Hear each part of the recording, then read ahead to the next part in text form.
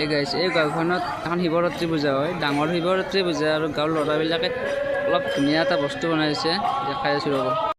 অৱশ্যে গাইছ পূজাখন গোটেই সৰু পূজা নহয়, ডাঙৰ পূজাহে। গায়কো আছে ইয়াত, তিনিদিনীয়া কাৰ্যসূচী নেকি।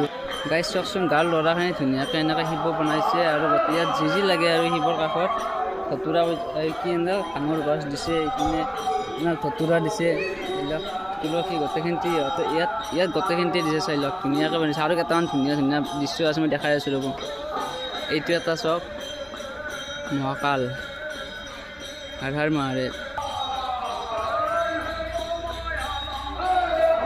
অৱশ্যে এইখিনি গোটেই গাঁৱৰ ল'ৰাই বনাইছে আৰু এটা ধুনীয়া ভাল লগা দৃশ্য আছে, লাষ্ট দৃশ্য দেখাই আছোঁ ৰ'ব।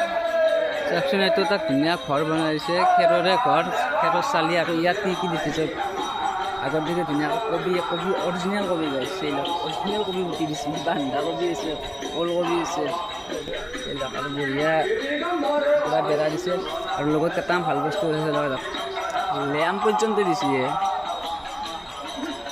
ইপিনে আছে আপোনাৰ জাকৈ, চাই লওক পুৰা গাঁৱলীয়া গোটেইখিনি দিছে, চাই লওক গোটেইখিনি আছে গাঁৱলীয়া, পোক পৰ্যন্ত দি দিছে আৰু ঘৰটোকে ধুনীয়াকৈ বনাইছে চাওক।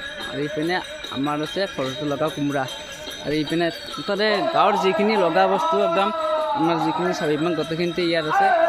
পাৰাৰ পাহাৰ কৰি দিছে, সঁচাকৈ আল্টিমেট বনাইছে গাইছ, পাৰাৰ পাহাৰ কিন্তু চাই লওক ধুনীয়াকৈ এনেকৈ বনাইছে। গাঁৱৰ ল'ৰাকেইটাই বনাইছে, তেতিয়া বান্ধি থকা টাইম আহিছোঁ, আহি চাই গৈছোঁ, মজা বনাইছে সঁচাই।